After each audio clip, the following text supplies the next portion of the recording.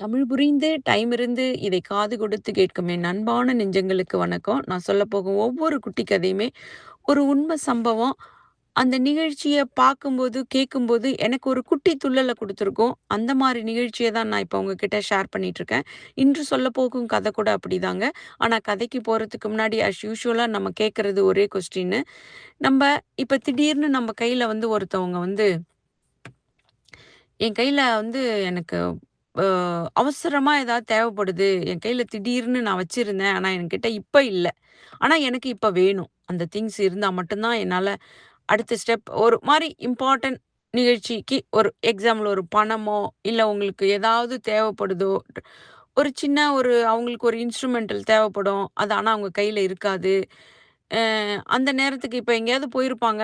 Example ஒரு பியானோன்ற ஒரு violin வாசிக்கணும், ஒரு மிருதங்கம் வாசிக்கணும். அப்ப அந்த எடுத்துட்டு போயிருப்பாங்க. ஆனா அந்த நேரம் அந்த இன்ஸ்ட்ருமெண்ட் வேலை செய்யாம இருந்திருக்கலாம். அப்ப திடீர்னு ஒருத்தவங்க கிட்ட வந்து நம்ம கேட்க போறாங்க. இது வேணும். இது இருந்தா தான் அந்த கான்சர்ட்ல பண்ண முடியும். அப்படின்னு கேட்கும்போது நம்ம குடுப்போமாங்களா? நம்மகிட்ட இருக்குது. நம்ம குடுக்கலாம். ஆனா நம்மளதோட கூட நம்மளது அது 1 மணி நேரம், 2 மணி நேரத்துக்கு இல்ல நம்ம கையில அது வந்து நம்மள டிபெண்ட் பண்ணி ரொம்ப இருக்காதுங்க. அந்த மாரி ஒரு நிகழ்ச்சி தான். அப்ப அத குடுப்போமா? இல்லைங்களா? நம்ம ஒரு இடத்துல வேலையில இருக்கிறோம். அவங்க திடீர்னு ஒருத்தவங்க வந்து எனக்கு இது வேணும்னு கேட்கறாங்க. ஆ ஆனா அதனால நம்ம அத குடுத்தோம்னா நம்ம லாஸ் ஒண்ணும் ஆகப் போறதில்ல.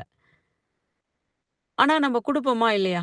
அந்த மாரி ஸ்டோரி தாங்க. இது வந்து 2016ல நான் இதுக்கு முன்னாடி ஒரு வீடியோ போட்டிருப்பேன். மஞ்ச பைன்னு சொல்லிட்டு. அந்த காலத்துல நடந்த ஸ்டோரி தான். நானும் என் கொல்லிக்கு இது மாரி அன்னைக்கு அந்த கிளினிக் வந்து யூராலஜி கிளினிக்கு. மெயினா வந்து அம் யூராலஜி சம்மந்தப்பட்ட எல்லாமே வருவாங்க.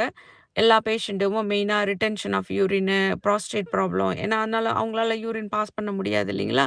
அந்த மாரியான ஒரு கிளினிக்கு. ஏன்னா ப்ரொசீஜர் எல்லாமே நடக்கும் அதுக்காக. மெயினா ப்ரொசீஜர் தான் அங்க. அ இப்ப சம்டைம்ஸ் யூரின் வந்து பிளட்டுன்னு யூரின் வருவாங்க. இந்த மாரி உள்ள இன்கான்டினன்ஸ் யூரினு இந்த மாரி இருக்கிற ஒரு ஒரு கிளினிக்கு. அது எல்லாமே நடக்கிறதால எப்பயுமே பேஷண்ட் ஒரு 100 பீப்பிள் உள்ள கிளினிக்குள்ள இருந்துகிட்டே இருப்பாங்க. அந்த மாரி ஒரு நாளு ஒரு பிஸியா இருக்கிற நாளையில ஒருத்தவங்க அ வந்து ரிசப்ஷனிஸ்ட் இத மாரி ஒரு நர்ஸ பார்க்கணும் அப்படின்னு சொல்லியிருக்கிறாங்க. அது என் கொலீக் கிட்ட. அப்ப வந்து அவங்க வந்து இவங்கள்ட்ட இன்ட்ரோடியூஸ் பண்ணிட்டு அவங்க போயிட்டாங்க. இப்ப இவங்க வந்து அவங்க கிட்ட கேட்கும்போது அந்த ஸ்டோரிய வந்து அந்த ரிசப்ஷனிஸ்ட் வந்து இவங்க கிட்ட இப்படிலாம் நடந்துச்சாம். உங்கள பார்க்கணும்னு சொல்றாங்க. அந்த ஸ்டோரி எல்லாம் சொல்லிட்டு அவங்க போயிட்டாங்க. உடனே அவங்களும் கூப்பிட்டுட்டு அப்ப உடனே இவங்க ரொம்பலாம் பேசல. "நீங்க எவ்வளோ நாளைக்கு யுகேக்கு வந்திருக்கீங்க?" மாரி அவங்க டூரிஸ்ட் மாரி வந்திருக்காங்க யுகே சுத்தி பார்க்கறதுக்கு. "ஒரு 10 நாளு." "அப்ப எப்ப ஊருக்கு திருப்பி யுஎஸ் போறீங்க?" இன்னொரு 20 டேஸு." அப்படின்னு கேட்டாங்களாம். அவங்களுக்கு வந்து அது வேணும் இப்ப டெஸ்பரேட்டா இருந்தா மட்டும் தான் அவங்க யுகேவ சுத்தியே பார்க்க முடியும். அப்படின்றதால உடனே ஓகே. அப்ப டோட்டலா யுஎஸ் போறதுக்கு வந்து உங்களுக்கு 20 டேஸ் ஆகுது இல்லைங்களா? அப்படின்னு கேட்டுட்டு, ஆனா அவங்க ஒண்ணே ஒண்ணு சொல்லியிருக்காங்க. என் கையில சாம்பிள் பேக் தான் இருக்கு. ஏன்னா என்னால மத்தது குடுக்க முடியாது. சாம்பிள் பேக்கு ஓகேவா? நான் அப்படிதான் எல்லாருக்கும் குடுப்பேன். நல்ல கம்பெனி தான் அப்படின்னு சொல்லியிருக்காங்க. ஓகே. அவங்க 2 கம்பெனில போயி அந்த சாம்பிள் பேக் எடுத்து அந்த 20 டேஸ்க்கும் உள்ள அ மெட்டி மீன்ஸ் அந்த கேத்தட்டர் வந்து அவங்க கையில குடுத்துட்டு, "சரி போயிட்டு வாங்க. சந்தோஷம்." அந்த ஜனங்க இப்ப நான் பார்த்தது அவங்கள அந்த ஹேப்பி ஃபேஸ்ல அந்த வந்த அந்த பேஷண்டா வந்தவங்க, அவங்க அந்த ஹோல் ஃபேமிலியும் அதுக்காக வந்திருக்காங்க. ஏன்னா, அவங்களுக்கு வந்ததும் இது கிடைக்காம போயிடுச்சாம். அத நான் திருப்பி சொல்றேன் இருங்க. அப்ப வந்துட்டு அவங்க போயிட்டாங்க. அப்புறம் அவங்க அவ்வளோ ரொம்ப thank you, thank you, thank யூன்னு ஒரு 4, 5 தடவ சொல்லிட்டு, அப்படியே சந்தோஷமா அந்த கிளினிக்க விட்டு வெளியில போனாங்க. அத பார்த்தது எனக்கு அப்படி ஒரு சந்தோஷமா இருந்துச்சு. அப்புறம் நான் என் கொல்லிக்கிட்ட கேட்டேன், "என்ன நடந்துச்சு? சொல்லுங்க" அப்படின்னு. பாவம் அவங்க யுஎஸ்லேருந்து வந்திருக்கிறாங்க. டூரிஸ்ட் மாரி அவங்க லக்கேஜ் வந்து அவங்க எடுத்துட்டு வந்த கேத்தட்டர் பேக்க ஆக்சுவலா அவங்க தனியா போட்டிருக்கிறாங்க. அதுக்குன்னு ஒரு பேக் வச்சு, அது மிஸ் ஆயிடுச்சு.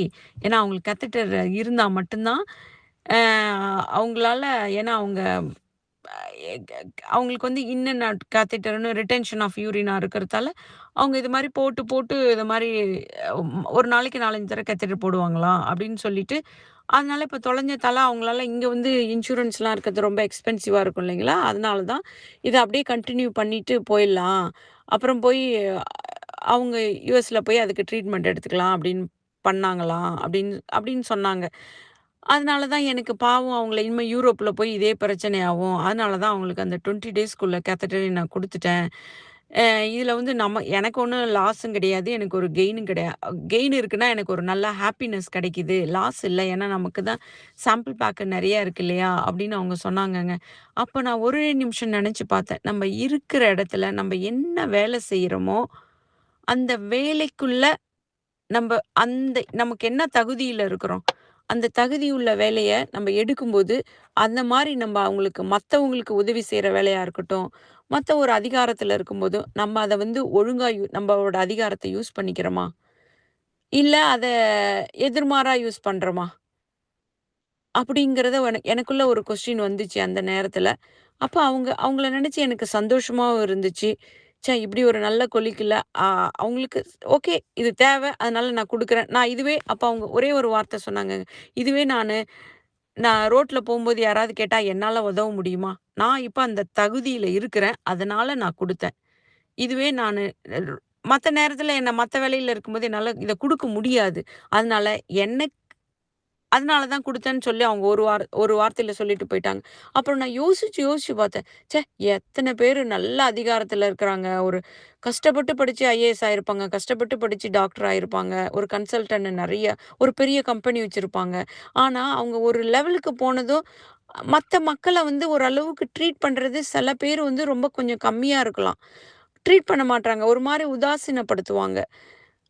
அதெல்லாம் கொஞ்சம் கஷ்டமா இருக்கும். அது ம அது ஸ் கஷ்டமா இருக்கும் இல்லைங்களா? ஆனா, அவங்க என்ன வேலைய ஆரம்பிச்சாங்களோ, அவங்க எந்த அதிகாரத்த எடுத்தாங்களோ, அத ஒழுங்கா கடமைய வந்து ஒழுங்கா செஞ்சோம்னா, பலன எதிர்பார்க்காம, அந்த உலகம் நல்லபடியா போயிட்டுருக்கும் இல்லைங்களா? நல்ல சந்தோஷமாவும் போவும். ஏன்னா, அதனால தானே ஊர்ல வந்து பாலிடிக்ஸ்ல பயங்கர பிரச்சனையாவுது. வருவாங்க ஆட்சிக்கு, ஆனா சில நேரம் அப்புறம் அத நான் எனக்கு அவ்வளோ எனக்கு அரசியல பத்தி தெரியாது. இருந்தாலும் இத மாரி தானங்க நடக்குது உலகத்துல. நமக்கு ஒரு அதிகாரம் குடுத்தாங்கன்னா, அத ஒழுங்கா கடைசி வரைக்கும் காப்பாத்திட்டு அதுலருந்து வெளில போணும் இல்லையா? ரிட்டயர் ஆகணும் இல்லைங்களா? இல்ல நார்மலா அந்த வேலையிலருந்து அடுத்த வேலை நம்ம இருக்கிற வேலைய ஒழுங்கா சந்தோஷமா ஹாப்பியா செஞ்சுட்டு போணும் இல்லைங்களா? அததாங்க அவங்கள என் கொல்லிக்கிட்ட இருந்து நான் கத்துக்கிட்டேன். இருக்கிற வேலைய செய்யும்போது, நமக்கு மீறி வரும்போதுனாலும், அதுல ஓகே. இதுல அவங்களுக்கு சந்தோஷத்த குடுக்குறோம். ஓகே பண்ணலாம். அப்படி அவங்களுக்கு பண்ணி தான் பார்க்கலாமே எல்லாருமே.